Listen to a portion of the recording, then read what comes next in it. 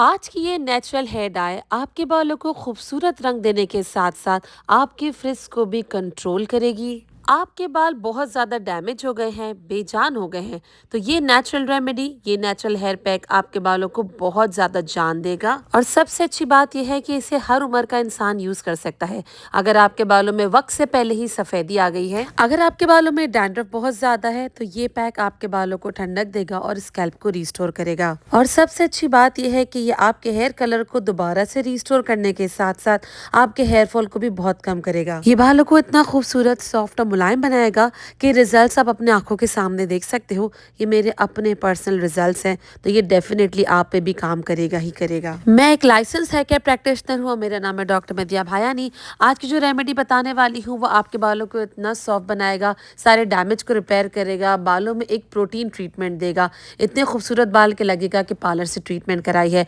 और अगर आपको दो मुंह यानी कि स्प्लिट एंड्स का प्रॉब्लम है तो ये उसको भी हल करेगा। सफ़ेद बालों को दोबारा से काला करना चाहते हो लेकिन चाहते हो कि जेट ब्लैक ना हो, तो ये ब्राउनिश टिंच आपके बालों में एक नेचुरल टोन देगा। सबसे पहले हम लेंगे एलोवेरा जेल। आप यहाँ पे ताज़ा फ्रेश एलोवेरा जेल भी ले सकते हो। अगर घर में प्लांट है तो आप उसका जेल ले लो। हमेशा इस प्लांट के पत्ते को पहले थोड़ी देर भिगो के रखो ताकि इसका सारा येलो पार्ट निकल जाए। लेकिन अगर आपके पास फ्रेश वाला एलोवेरा जेल नहीं है या आपको सूट नहीं करता, तो मजे की बात यह है कि आप यहाँ पे मार्केट वाला एलोवेरा जेल भी यूज कर सकते हो। मार्केट वाला एलोवेरा जेल ऐसा लो जो कि ट्रांसपेरेंट हो तो ज्यादा बेहतर है। मैं यहाँ पर आपको ये सजेस्ट करूंगी कि मार्केट वाला एलोवेरा जेल आप 2 से 3 चम्मच ले लो, और अगर प्लांट वाला है तो मीडियम साइज का एक पत्ता ले लो, उसे साइड से कट करो, बीच से उसका जेल निकाल कर इसे यूज कर लो। इसमें तकरीबन वो 2 चम्मच के करीब जाएगा। आप सोच रहे होंगे कि हमने सबसे पहले एलोवेरा ही क्यों लिया, क्योंकि जब बालों को शुरू से ही अच्छी नमी और मॉइस्चर मिल जाता है ना, तो बाद में हम जो हेना और मेहंदी डालेंगे तो बाल और ज्यादा ड्राई नहीं होंगे, बाल ज्यादा मुलायम रहेंगे, इतने सिल्की सॉफ्ट हो जाएंगे कि लोगों को लगेगा कि आपने पार्लर से कोई ट्रीटमेंट कराई है। उनमें बढ़िया सी चमक भी आएगी और फ्रिज भी काफी हद तक कंट्रोल रहता है। अगर जो लोग मुझे सिर्फ सुन रहे हैं, जरा स्क्रीन पे देखो, ये मैंने एलोवेरा की एक रेमेडी लगाई थी। आप बालों की सॉफ्टनेस और सिल्कीनेस देख सकते हो। इसीलिए मैं अपनी ऑलमोस्ट हर मास्क की रेसिपी में एलोवेरा तो जरूर ऐड करती हूँ। अब बात करते हैं सेकेंड इंग्रेडिएंट की, और ये है ब्लैक टी, यानी कि वही काली चाय की पत्ती जो कि रेगुलर हम घर में इस्तेमाल करते हैं। सबसे अच्छी बात यह है कि ना सिर्फ बालों को कलर देने में मदद करती है बल्कि बालों को जबरदस्ती शाइन भी देती है। इसीलिए अगर आज तक आपने ब्लैक टी यूज नहीं करी है तो आप आज से इसको यूज करना स्टार्ट कर दो। ब्लैक टी हमारे घर में इजीली अवेलेबल होती है और ये आपके बालों की ग्रोथ में भी मदद करती है। इसके साथ साथ ये बालों को रफनेस से बचाती है, बालों में ब्यूटीफुल सी कलर भी देती है। इसीलिए इसको आप बिल्कुल भी स्किप मत करना। अब हम इसमें ऐड करेंगे नेक्स्ट इंग्रेडिएंट, और ये हमें चाहिए होंगी लौंग यानी कि क्लोव्स, तकरीबन 7 से 8 लौंग। लौंग हम यहाँ पे क्वांटिटी में बहुत कम ले रहे हैं लेकिन इसका रोल बहुत इंपॉर्टेंट है। ये हमारे मिक्सचर को और भी ज्यादा गाढ़ा, रिच और कलरफुल बनाती है, और जब धीरे धीरे ये पकेगी तो पानी में अपने नेचुरल प्रॉपर्टीज लिक्विड में छोड़ देगी। इसी वजह से जब फाइनल हेयर मास्क बनेगा तो वो और भी ज्यादा इसी वजह से इफेक्टिव हो जाएगा। अब हमें एक सॉस पैन लेना है। ये आप किसी भी क्वालिटी का ले सकते हो, स्टील का या आयरन का, और इसमें डालेंगे हम वही 1.5 चम्मच ब्लैक टी लीव्स यानी कि काली चाय की पत्ती, साथ ही साथ लौंग और 1 टेबलस्पून चीनी। ये तीनों इंग्रेडिएंट इस हेयर मास्क का बेस तैयार करेंगी। अब यहाँ एक बहुत इंपॉर्टेंट बात आपको ध्यान से सुननी होगी, जरा गौर फरमाइएगा। इस स्टेज पर हम पानी बिल्कुल ऐड नहीं करेंगे। जी हाँ, बिल्कुल भी नहीं। ये वही स्टेप है जहाँ सबसे ज्यादा लोग गलती करते हैं। सब इंग्रेडिएंट एक साथ पानी में डाल देते हैं और फिर कहते हैं कि कलर उतना अच्छा नहीं आया। इन तीनों चीजों को हमें मीडियम से लो फ्लेम पर सिर्फ 3 से 4 मिनट तक हल्का सा गर्म करना है। जलाना बिल्कुल भी नहीं है, बस इतना गर्म करना है कि चीनी मेल्ट होना शुरू हो जाए और ब्लैक टी और लौंग अपना नेचुरल कलर और खुशबू इसमें रिलीज कर दे। बिलीव मी, ये छोटा सा स्टेप ही फाइनल कलर में बहुत बड़ा डिफरेंस करेगा। अब इसमें हम थोड़ा सा पानी ऐड करेंगे और अच्छी तरीके से इसको मिक्स कर लेंगे। एक ही बार सारा पानी मत ऐड करना, आहिस्ता आहिस्ता कर कर बाकी पानी को ऐड करते रहना और साथ ही साथ इसे चलाते रहना। अब इस मिक्सचर को हमें धीमी आंच पर तब तक पकाना है जब तक ये पानी तकरीबन आधा ना रह जाए।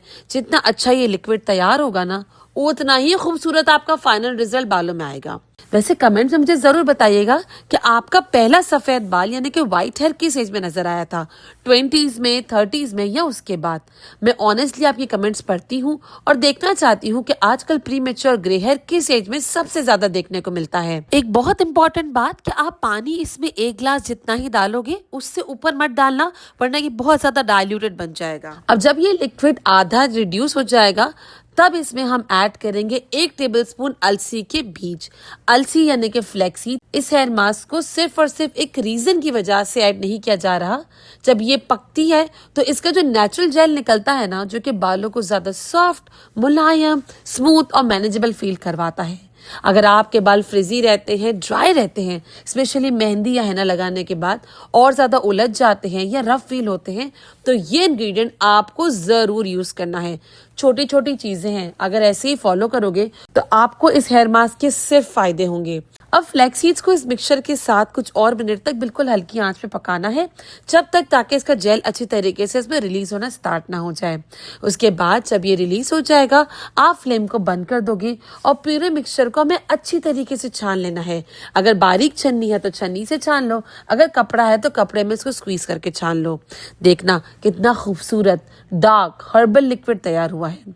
बिलीव मी, इसी लिक्विड की वजह से हमारा जो मेहंदी का फाइनल कलर है और जो फिनिशिंग है वो दोनों एक नेक्स्ट लेवल पे आ जाएगी। अब इस लिक्विड को बस इतना ठंडा होने दीजिए कि ये गर्म ना रहे, सिर्फ हल्का सा वार्म रह जाए। अब काफी यूट्यूब वीडियोस आपने देखी होगी जो कि साइंटिफिकली प्रूवन नहीं है। मैं आपको ऐसी एक टेक्निक बता रही हूँ जो कि साइंस भी प्रूव कर चुकी है और साथ ही साथ मेरा अपना पर्सनल एक्सपीरियंस मेरे पेशेंट्स पे भी है। मैं यहाँ पे ले रही हूँ 2 टेबलस्पून वही एलोवेरा का जेल जो हमने पहले निकाल के रखा था। इसे हम वार्म लिक्विड में ऐड कर देंगे और अच्छी तरीके से मिक्स कर लेंगे। इस तरह एलोवेरा की जो नेचुरल सॉफ्टनेस है और कंडीशनिंग है वो क्वालिटी भी इसमें आएगी।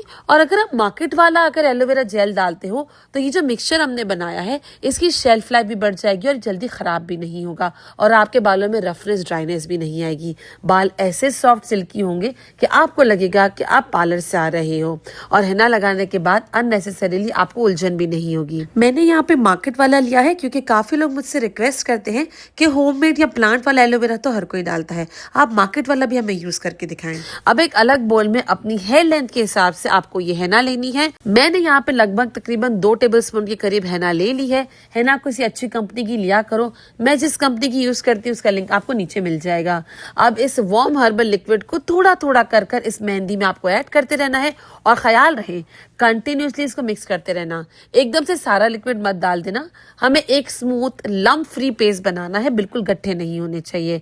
पेस्ट ना बहुत ज्यादा पतला होना चाहिए और ना ही बहुत ज्यादा गाढ़ा, बिल्कुल क्रीमी कंसिस्टेंसी का होना चाहिए ताकि आपकी जड़ों में और रूट्स में लेकर ये हेयर लेंथ तक आसानी से फैल जाए और आपके बालों से टपके नहीं। जब पेस्ट कंप्लीटली स्मूथ हो जाए तब इसमें हम 1 टेबलस्पून ऑलिव ऑयल ऐड करेंगे। अगर आप चाहो तो यहाँ पे कोकोनट ऑयल या आलमंड ऑयल भी यूज कर सकते हो। बाय द वे, मुझसे शायद किसी ने पूछा था कि कोकोनट ऑयल को हेयर ग्रोथ के लिए कैसे इस्तेमाल कर सकते हैं। अगर आप मेरी ये वीडियो सुन रही हो या आप ऐसे इंसान हो जो कि चाहते हो कि मैं इस पे एक स्पेशल वीडियो बनाऊं, तो आप मुझे नीचे कमेंट कर दो कोकोनट ऑयल। ऑयल ऐड करने से हेयर मास्क और भी ज्यादा नरिशिंग हो जाता है और henna के बाद बाल ज्यादा सॉफ्ट और सिल्की महसूस होते हैं। और अब आता है हमारा एक और इंग्रेडिएंट और ये है हल्दी। लेकिन एक बात का ध्यान रखिए, हल्दी हमेशा तब ऐड कीजिए जब henna का पेस्ट रूम टेम्परेचर पे आ जाए। गरम पेस्ट में हल्दी ऐड करने की जरूरत बिल्कुल भी नहीं है।